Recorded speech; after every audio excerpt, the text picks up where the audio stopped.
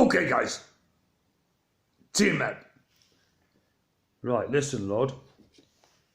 Mr. Lucifer's been busy this morning. Oh, yes. Oh, certainly has. But he's been found out, Lord, because I know what he's up to. And I've sent my monk on a mission, and he's come back to me and confirmed my suspicions. I've spoken to my sister,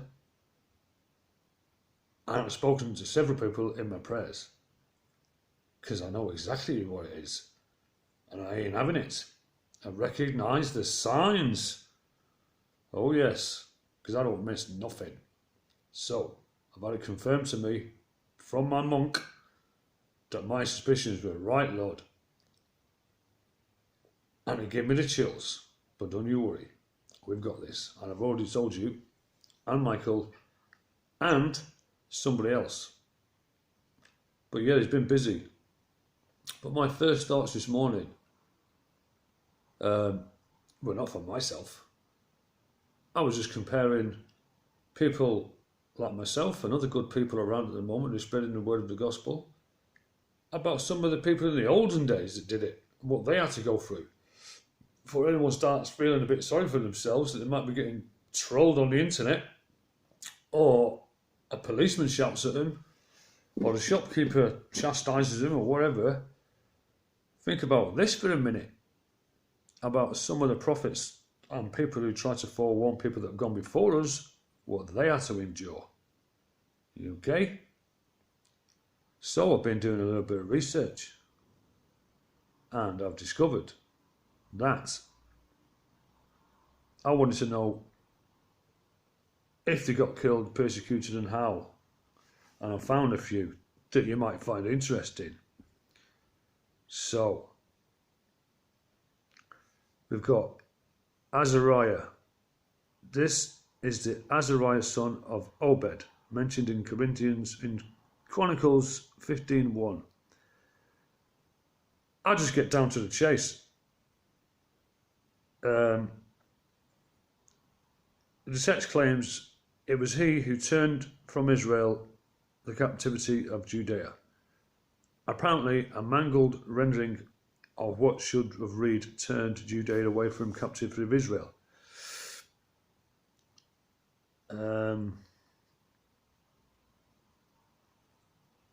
Mangled. Elijah. He was a descendant of Aaron, Elijah's father. And according to the Bible, he was the son of Jonah as well. In a section on Jonah, the story of his resurrection of the widow's son is detailed in the section of Jonah.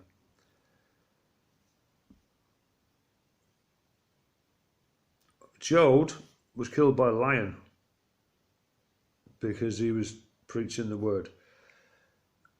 Ahijah, I don't know how we spell that right, predicted that Solomon would sin against God and warned the king concerning his foreign wives.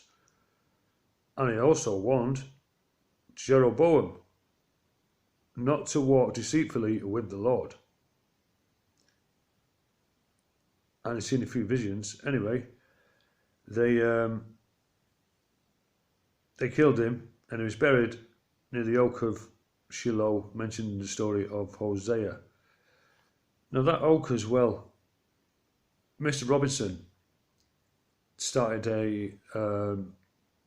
another movement called the Hearts of Oak. That's right, Lord, the Hearts of Oak. And since I've been doing my research, this oak tree keeps coming up. And clearly it's something to do with the Bible. I just thought I'd throw that one in there. Hearts of Oak, go and check it out. Really, see about that. Jod, this is the name given to the prophet of Kings 1:13. Was attacked and killed by a lion after he rebuked Jeroboam concerning the unauthorized altar at Bethel. Nathan taught King David the law of Moses, and he foresaw that David would sin with Bathsheba, but was hindered from warning him by the devil. Nathan died of natural causes, very old. And here's just a scene from the olden days. Check this out, guys. Oh no, looking at me. I don't know if you can read that or not.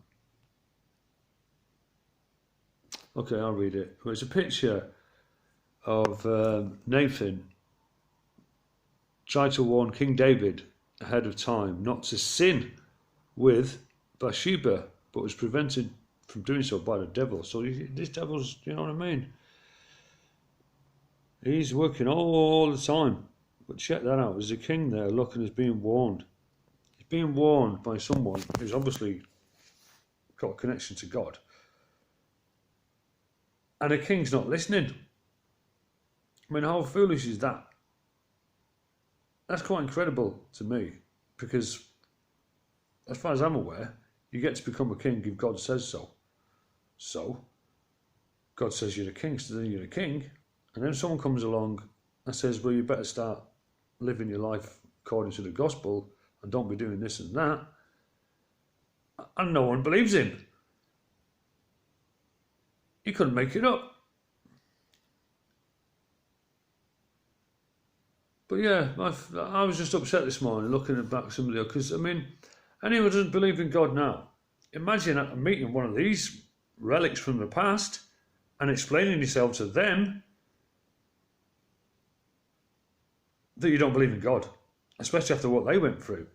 Cut in half, stoned to death, bit by lions, heads chopped off, all for saying what I'm saying and what a few other people are saying. And would the threat of death stop me from speaking how I feel about God? No, it wouldn't. No chance. Absolutely no way. I just thank my lucky stars that I'm born in 2021 and not when all this was going on. I'm telling you now. And like I said, anyone doubts the power of God or the Lord, you better think on. Because some of these people who were living in the past are probably going to be born again or something, I don't know. But I reckon they're going to be around to see what's going on.